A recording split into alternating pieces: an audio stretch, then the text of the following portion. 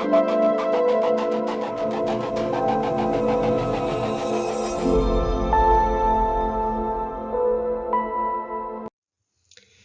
to the second week of the course, Introduction to Human Osteology. This week is divided into two classes because it's a lot of information. In the first class, we are going to talk about the biology of the bones, and then we will see the bones of the skull. On the second class, we will talk about the rest of the bones of the skeleton, the teeth, and also the differences between the skeleton of an adult and an adult individual. We are going to start by seeing the general functions of the bones, and they are protection of the vital organs, supports of tissues, anchor muscles, tendons and ligaments, production of blood cells, storage fat, and are a reservoir of important elements, such as calcium. All the bones have the same constitution at a molecular and cellular level, that is, on a microscopic level. The constitution of bones consists in cells and the bone matrix, and the cells are osteoblasts, osteocytes, and osteoclasts. The osteoblasts are responsible to the production of the bone matrix. The osteocytes are essential to maintain the bone tissue, and the osteoclasts have a role in the process of bone resorption. And then, the bone matrix is composed by water, an organic fraction, and a mineral fraction. The major component of the organic fraction is the collagen. It constitutes about 90% of the organic content of the bone. And then the collagen is stiffened by a dense inorganic filling, the hydroxyapatite. At a macroscopic level, all the bones have two basic structural components, compact and spongy bone. As the name says, the compact bone is thick and there are only microscopic cavities. The functions of this bone are mostly support and protection. And then the other kind of bone is spongy bone and has pores, is lightweight and has a structure like a honeycomb. And their functions are osseous metabolism and storage. In this image, we have a sectional cut of the femur and we are looking into the anterior part of the bone. We can see here in this zone that we have spongy bone. It has a lot of pores. And then you see this part that is here and here, that is the compact bone. You can see that it is really thick and has no pores. There are some terms that are important when you talk about bones. When looking at a skeleton, the front part of the skeleton is referred as anterior or ventral, and the back, posterior or dorsal. The term medial is used when referring to structures to the middle of the body, and lateral to the outside of the body. Then we also have proximal, referring to the parts that are in the direction of the skull, and distal to parts that are in the direction of the feet. The called anatomical position corresponds to the skeleton in an anterior view with the palms of the hands facing up. This position is important because it is our reference to sizing the bones and to see what is proximal and distal. The skeleton can be divided into two parts, the cranial skeleton and the postcranial skeleton.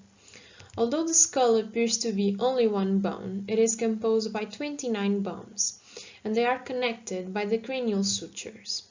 And the cranial sutures are articulations without movement. Then the postcranial skeleton is composed by 177 bones. In total, an adult skeleton has in average 206 bones. We are going to look at every bone now, but I'm not going to tell you every single part of every bone. I will only refer to zones that are important to understand the articulations, and some parts that will be important to sex and age estimation.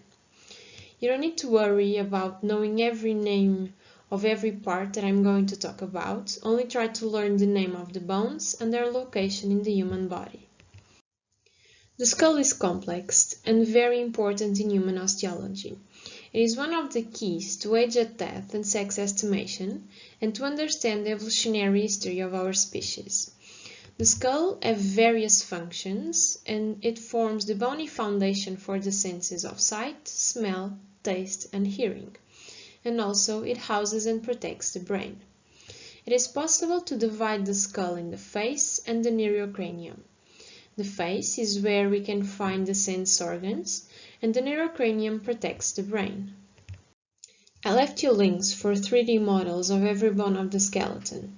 You don't need any program to see them, and if you can, I recommend you to see those models, so that way you have a better idea of the bones.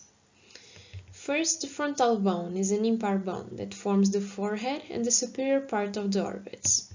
The glabella, here, is an important part of the frontal bone, and it is located between the supraciliary arches that are here and here. It is a characteristic that is used to sexual estimation. Then, the parietal bone is a pair bone, which means that there is a left and a right parietal. It articulates with the frontal by the coronal suture, as you can see here in this image, and both parietals articulate by the sagittal suture, that it is here. In this image of the posterior view of the skull, you can see the sagittal suture and the left and the right parietals. Here the sagittal suture and here the parietals. Then the occipital is an impar bone that forms the posterior inferior zone of the skull. It contains the foramen magnum, where the skull articulates with the vertebral column, and the foramen magnum is here. The occipital articulates with the parietals by the lambdoid suture. And in this bone, there is another important point that is called the inion, that is a muscular insertion zone also used to sexual estimation. The inion is here in the occipital. The temporal bone is also a pair bone. It articulates with parietal's bone by the squamous suture. In the temporal bone, we see the mastoid process, that it is also important to sexual estimation. And the mastoid process is this structure here. There are a lot more sutures in the skull. Every place that two bones connect is a suture, usually named after the bones that are articulating, but the ones that I told you are the most important ones. The zygomatic is a pair bone that forms the cheeks. Together with the zygomatic process that starts in the temporal bone, they form the zygomatic arch. And the zygomatic arch is important to sexual estimation. Then the sphenoid is an impar bone that has the form of a butterfly, as you can see here. It is hard to see this bone in the skull because its position is mainly inside of the skull. The maxillae are a pair of bones that forms the dominant portion of the face. In articulation, these bones form the nasal aperture, the palate, and contains the dental alveoli for the superior teeth. The palate is basically the superior part of the mouth. The nasal is also a pair bone that we can find in the superior part of the nasal aperture. The orbits are formed by several bones: the maxilla, frontal, sphenoid, zygomatic, lacrimal, and ethmoid. The lacrimal and ethmoid are both pair bones that are very fragile and small. Then we have the mandible, which is an impar bone. It is in the mandible there are the alveoli for the inferior teeth. The mandible articulates with the temporal bone, allowing the chewing. In the ears exist three small bones, the stapes, incus, and malleus.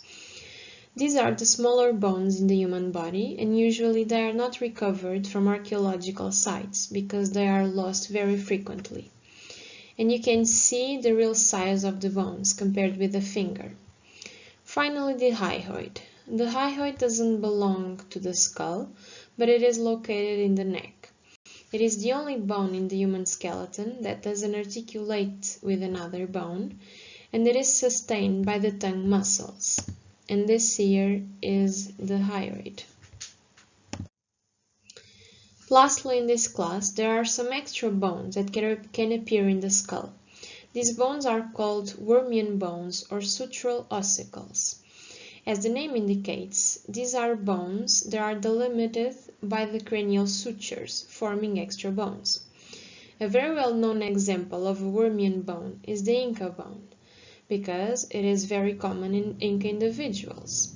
Here is the Inca bone. These bones don't have any impact in the life of the individuals.